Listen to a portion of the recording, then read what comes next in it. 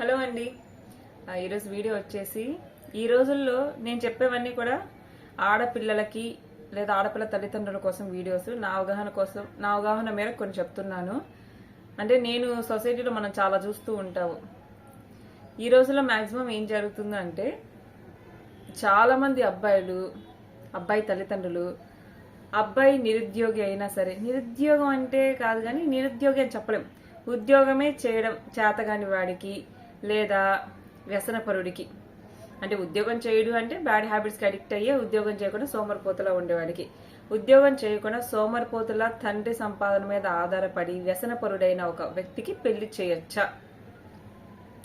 చేస్తే తల్లిదండ్రులు తీసుకోవాల్సిన జాగ్రత్తలు ఏంటి? అసలు చేయొచ్చా అంటే నా ఉద్దేశం ప్రకారం ఏం చెప్తానంటే, ఇప్పుడు పెళ్లి చేసుకోబోయే అమ్మాయికి అతని ప్రవర్తన గురించి లేదా తన అత్తమామకి అతని ప్రవర్తన గురించి ఏ మాత్రం తెలియదు. కానీ కన్న తల్లిదండ్రులు కూడా 100% ఏ బిడ్డల గురించి తెలియదు, కానీ 90% తెలుస్తుంది. 90% you know about your kids, your children తెలుస్తుంది. నేనేమంటానంటే, ఇప్పుడు నీకు కొడుకు అంటే తండ్రికి చెప్తున్నా, అంటే మన కొడుకు అనేవాడు మనం చిన్నప్పటి పెంపకం మనకే అర్థమైద్ది. చిన్నప్పటి నుండి మీకు అర్థమైద్ది తను ఎలా పెరుగుతున్నాడు, ఎలా చదువుతున్నాడు, తన వ్యక్తిత్వం ఏంటి, అతని స్నేహితులు ఎవరు, అతను ఏ టైంకి ఇంట్లో నుండి వెళ్తున్నాడు, ఏ టైంకి ఇంట్లోకి వస్తున్నాడు అనే దాన్ని బట్టి మీరు అతని ప్రవర్తన డిసైడ్ చేయొచ్చు.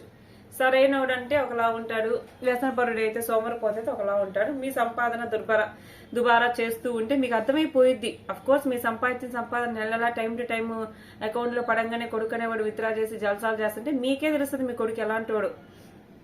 లేదా ఎప్పుడో పోయి సాయంత్రం 11-12 ఇంటికి వస్తున్నారంటే దానికి అర్థం చేసుకోవచ్చు మీ కొడుకు ఎలా అంటాడు. మీకు ఇవన్నీ తెలుసు.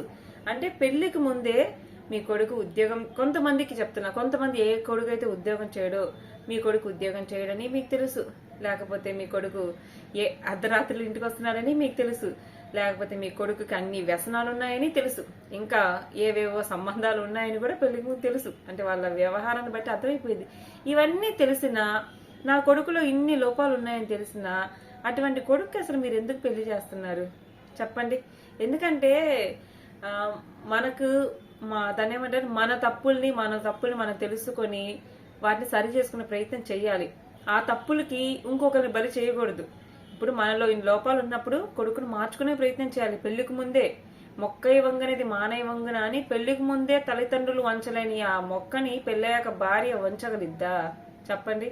సో నేనేమంటానంటే, పెళ్లికి ముందు మీరు మార్చగలిగితే మార్చి సత్ప్రవర్తన లేదా మంచి దారిలో పెట్టండి. లేదు మీ వల్ల కాలేదా, పెళ్లి చేయొద్దు, వదిలేయండి. అది 100% పెళ్లి చేయడానికి ఏమాత్రం కరెక్ట్ కాదు. పెళ్లి చేసే హక్కు మీకు లేదు. అసలు ముందు పెళ్లి చేస్తా అనే మాట వచ్చినప్పుడు ఆ వ్యక్తి స్వయాన అతను ఇప్పుడు కొందరిలో కూడా గాలి వెదవల్లో కూడా మంచోళ్ళు ఉంటారు, లేకపోతే పని పాట లేని వాళ్ళు కూడా మంచోళ్ళు ఉంటారు. ఎలా చెప్పంటారా? ఇప్పుడు ఒకడు ఉన్నాడు, వాడికి పని పాట చేతగాడు, వాడు వ్యసనపరుడు, వాడికి పెళ్లి చేస్తామన్నాను అనుకో, వాళ్ళ తల్లిదండ్రులు అన్నాం అనుకో, నాకెందుకు నాన్న పెళ్లి, నా వల్ల కాదులే ఈ పెళ్లి, పిల్లలు, సంసారం, నేను పోషించలేను ఆ పిల్లాన్ని అని వాడు ఫస్టే సైడ్కి వెళ్ళిపోతాడు. వాడు నెంబర్ 1 హీరో. వాడు వ్యసనపరుడు అవనివ్వచ్చు, వాడికి ఉద్యోగం చేయడం చేత కాకపోయి ఉండొచ్చు, కానీ వాడు నెంబర్ 1 హీరో. ఎందుకంటే వాడి మైనస్లే వాడికి తెలుసు పెళ్లి అనేది పెద్ద ఇదొక భారం లేకపోతే ఒక బాధ్యత అని. సో సైలెంట్గా సైడ్ అయిపోతే ఏ బాధ ఉండదు. ఫస్ట్ లేదు అతను తల్లిదండ్రులు చేస్తామన్నారు, లేదు అతని పెళ్లి చేయమని అని నోరు తెరిచి అడిగినప్పుడు తల్లిదండ్రులు ఏం చెప్పాలి? నాయన నువ్వు ఇలా ఉన్నావు, నువ్వు ఏ ఉద్యోగం చేస్తున్నావు, నీకు పెళ్లి చేయాలి, నువ్వేమన్నా నీ ప్రవర్తన ఏమన్నా సరిగ్గా ఉంది పెళ్లి చేయడానికి, ఈమె ఎలా పెళ్లి చేయాలయ్యా, వచ్చిన అమ్మాయికి ఏం సమాధానం చెప్పాలి అని మీరు చెప్పాలి రివర్స్లో. లేదు అతనికి పెళ్లి వద్దు, అతను వద్దు అన్నాడు, కానీ కొంతమంది తల్లిదండ్రులు ఫోర్స్ చేస్తారు. నాకు పెళ్ళొద్దు నాన్న అని చెప్పిన తల్లిదండ్రులు చేసుకో నాన్న అని చెప్తారు. సరే, ఒక తండ్రిగా నీకున్న భయం కొద్దీ, నీకున్న ప్రేమ కొద్దీ, నీ కొడుకు మీద విపరీతమైన ప్రేమతో ఒక కుటుంబాన్ని మోసం చెయ్యాలి, నాశనం చేయాలనుకో నీ కొడుకు పెళ్లి చేద్దామని కంకణం కట్టుకుంటావు. సరే, అక్కడితో కూడా తప్పులేదు. ఒక తండ్రిగా నీ ఆశకి ఒక న్యాయం ఉంది, చెయ్యొచ్చు పెళ్లి. కానీ ఎలా చెయ్యాలి?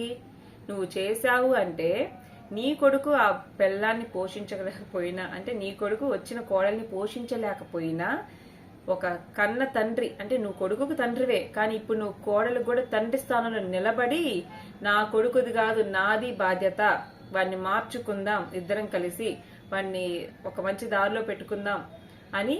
ఎప్పుడైతే అమ్మాయి బాధ్యత నీ కొడుకుకు ఉద్యోగం లేనప్పుడు, వ్యసనపరుడైనప్పుడు, సరైన దారిలో లేడు, వాడిని మార్చాలన్న ఉద్దేశంతో నువ్వు పెళ్లి చేసినప్పుడు నువ్వు అమ్మాయికి సపోర్ట్ గా ఉండాలి. అమ్మాయికి అమ్మ ఇట్లా ఇట్లా ఉంటదమ్మా, మార్చుకుందామమ్మా, ఇబ్బంది ఏం లేదు, ఏం చేద్దామమ్మా, దేవుడు చేశాడు, ఏదో అయిపోయిందమ్మా, మార్చుకుందామమ్మా అని నువ్వు అమ్మాయికి సపోర్ట్ గా ఉండాలి. ఇది కానిచ్చి పోనిచ్చి కొంతమంది ఎలా ఉంటారు, అర్ధరాత్రి దాకా ఇంటికి వస్తున్నాడంటే వస్తాడు మగోడన్నాక అంతే అంటారు. ఇప్పుడు కొడుకే గాలోడైనప్పుడు తండ్రి ఇలా మాట్లాడితే ఇంకా కొడుకు ఎప్పుడు బాగుపడతాడు? తండ్రి ఏమనాలి, నాయన ఇది కరెక్ట్ కాదు నాయన, ఈ టైంకి నువ్వు ఇంటికి రావాలి, పెళ్లికి ముందు ఎలా అన్నా కానీ పెళ్లి అయింది 9, ఆ టైంకి అలా రావాలి నాయన అని చెప్పాలి. అలా కాదు, వస్తారులే అమ్మ, చేస్తారులే అమ్మ. చాలా మంది ఉన్నారు ఇలా అబ్బాయిల్ని వెనకేసుకుని వచ్చే తల్లి. అసలు అబ్బాయిలు ఒక కొడుకు అనేవాడు సరైన దారిలో రాకపోవడానికి తండ్రి ప్రథమ కారణం. ఎందుకంటే వాడు చేసింది తప్పు అని చెప్పినప్పుడు ఏ ప్రాబ్లం ఉండదు. వాడు మారతారా మారకపోవడం వాడి ఇష్టం. కానీ మన ధనం ఏంటి, ఇది తప్పురా, ఇది కరెక్ట్ కాదు, ఇది రాంగ్ రూట్ అని చెప్పాలా? చెప్పకుండా నా కొడుకు ఏది చేసినా రైటు, నాకు ఒక్కగానొక్క కొడుకు, నా కొడుకు హీరో, ఆహా ఓహో అనుకుంటే ఎట్లా? సో ఒకటి, అసలు ఫస్ట్ పాయింట్, పని పాట లేని ఒక వ్యసనపరుడికి పెళ్లి చెయ్యకూడదు. అతను నోరు తెచ్చి అడిగినా నేను చెయ్యను, నువ్వు ఎలా చూసుకుంటావు నీ భార్య, నీకే ఉద్యోగం ఉంది, నీలాంటి వ్యసనపరులు చేస్తే ఒక అమ్మాయి ఉంటుందా అని అడగాల. లేదు మీరు చేస్తానన్నారు, మీకై కంకణం కట్టుకొని చేసేటప్పుడు వచ్చిన అమ్మాయికి మీరు అండగా నుంచోవాలి.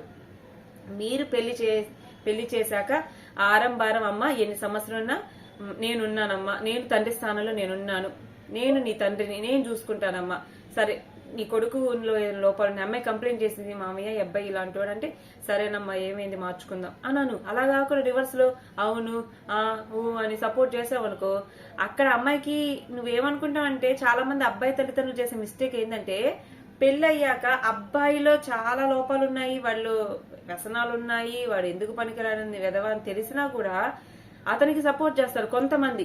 కానీ నేను చాలా మంది అత్తమామలు చూశాను, అమ్మాయి అసలుకి వాళ్ళు ఇంకా దేవుళ్ళు అనమాట. చాలా మంది ఎగ్జాంపుల్స్ కూడా చూశాను.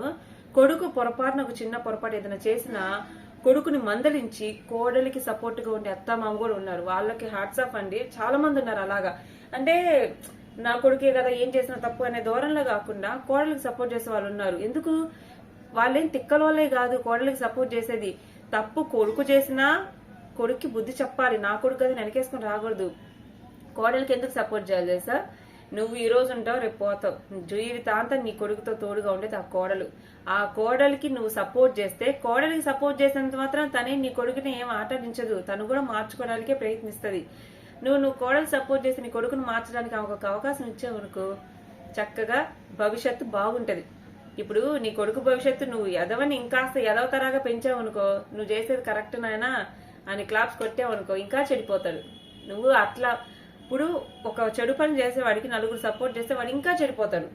అలా కాకుండా నువ్వు కోడల పక్క సపోర్ట్ మాట్లాడేవనుకో, నీ కొడుకు ఆటోమేటిక్ గా దారిలోకి వస్తాడు. అరే మా అమ్మ నాన్నే నాకు సపోర్ట్ చేయట్లేదు, నేను చేసేది తప్పు అని ఈ రోజు కాకపోతే రేపైనా మారుతాడు. నువ్వు వాడికి మారే అవకాశం ఇవ్వకపోతే ఇంకెప్పుడు మారుతాడు? అబ్బాయి తల్లిదండ్రులు గుర్తుంచుకోండి, మీ అబ్బాయికి అన్ని వ్యసనాలున్నా, ఉద్యోగం చేయడం తెలిసినా మీరు పెళ్లి చేయాలి నిశ్చయించుకుంటే అమ్మాయి బాధ్యత మీది. అమ్మాయి బాధ్యత మీదని ఫిక్స్ అయ్యి పెళ్లి చెయ్యండి మీ అబ్బాయికి. ఎందుకంటే అక్కడ ఎంతో కట్నం ఇస్తారు, కొన్ని ఎంతో వాళ్ళ స్తోమతకు లక్షలు కట్నం ఇస్తారు, బంగారం పెడతారు, ఘనంగా పెళ్లి చేస్తారు, వాళ్ళ స్తోమతకు మించి అప్పు చేసి పెళ్లి చేస్తారు. వాళ్ళు ఈ అమ్మాయి పెళ్లి చేసి వాళ్ళకున్న స్థలాలు అమ్ముకోవడం కానీ, లేకపోతే వాళ్ళే మొత్తం అప్పులు తీసుకొని ఇబ్బంది పడతా ఉంటారు. మళ్ళా పెళ్లి అయిన వెంటనే ఇట్లాంటి వాడు అట్లాంటి వాడు అని తెలిసి వాళ్ళ మనసులు బాధపడి ఎట్లాంటి వాళ్ళకి ఇచ్చి చేసింది అని దిగులుతో రోజు దిగులు కూడా అయింది వాళ్ళకి. అందుకని ఒక్కటికి 100 సార్లు మీరు ఆలోచించుకోండి. చేస్తారు, పొరపాటున చేశారు, మోసం చేశారు, పెళ్లి చేసుకున్నారు, కానీ దానికి ఏం చేయాలి?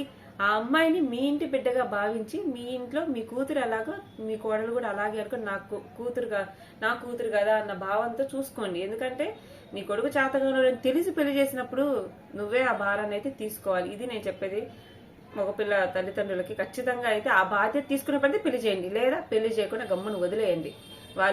వాళ్ళకి నటన ఎలాగో జరిగిద్ది. ఎందుకంటే వీళ్ళకి అంతా తెలుసు, వాళ్ళ కొడుకు గురించి సర్వం తెలుసు. పెళ్లికి ముందు ఎంతమందిని ప్రేమించాడో తెలుసు, లేకపోతే ఏ టైంకి ఇంటికి వస్తాడో తెలుసు, ఎంత తాగుతాడో తెలుసు, ఎంత తిరుగుతాడో తెలుసు. అన్ని తెలిసి మళ్ళీ ఆ కొడుకే సపోర్ట్ చేస్తారు, కోడలికి ఏ సపోర్ట్ చేయరు.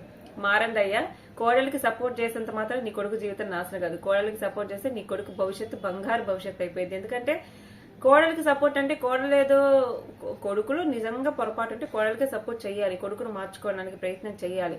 సో నేను చెప్పేదైతే ఇది. అది అన్ని వ్యసనాలు ఉన్న వాళ్ళు దయచేసి మీ కొడుకులకి, మీ కొడుకు సంగతి మీకు తెలిసి పెళ్లి చేస్తున్నారంటే 1కి 100 సార్లు ఆలోచించుకోండి. కంప్లీట్ అమ్మాయికి A to Z ఆరం భారం మీరే చూసుకునే పని పెళ్లి చేయండి. వాళ్ళ పుట్టబోయే పిల్లలకి మీరే మీ భద్రత ఇచ్చే పని పెళ్లి చేయండి. ఏ అమ్మాయి కూడా ఆస్తులు అంతస్తుల మీద ఏం ఆశపడ్డు, దేనికి ఆశపడదు, ఎందుకు భయపడదు తెలుసా? ఒక అమ్మాయి తన బిడ్డల భవిష్యత్తు ఏమైద్దా, తన భవిష్యత్తు ఏమైద్దా, ప్రశ్నార్థకం అయిద్దా అనే తప్ప అమ్మాయికి ఏమి ఆస్తులు అనుభవించాలని ఏ ఆడపిల్లకి ఉండదు. 99% ఉండదు. ఎందుకంటే ఆడపిల్ల దిగులు ఎప్పుడు కూడా అంత అప్పులైపోతున్నాయి, ఏ కుటుంబం ఏమైపోయిద్దో, భవిష్యత్తు ఏమైపోయిద్దో, పిల్లలు ఏమైపోతారో, ఇలాంటి దిగులు ఉంటది. అంతేగాని ఆ ఆస్తులు ఏదో మూట కట్టుకుని ఏమైతే జలసాలు చేద్దామని ఏ ఆడపిల్లకి కోడలికి ఉండదు. సో నేను చెప్పేదైతే ఇది. కొడుకుకి చక్కగా మంచి ప్రవర్తన కలిగి ఉంటే పెళ్లి చేయండి. ప్రవర్తన లేదా, ఉద్యోగం చేయడా, పిల్లాన్ని పోషించడం చేత కాదా, గాలి వదిలేయండి. లేదా వాడికై వాడు నోరు తెచ్చి పెళ్లి అడిగాడా, మీకు చెయ్యాలనిపిస్తే, మీకు స్తోమత ఉంటే, కోడల్ని పోషించగల స్తోమత మీకుంటే పెళ్లి చేయండి. అది నేను చెప్పేదైతే ఇది. వీడియో ఇస్తే లైక్ చేయండి. సో నా అనుభవం మాత్రమే షేర్ చేసుకున్నా, నేను ఎవరు ఉద్దేశించి మాట్లాడట్లేదు. Thank you for watching. Bye.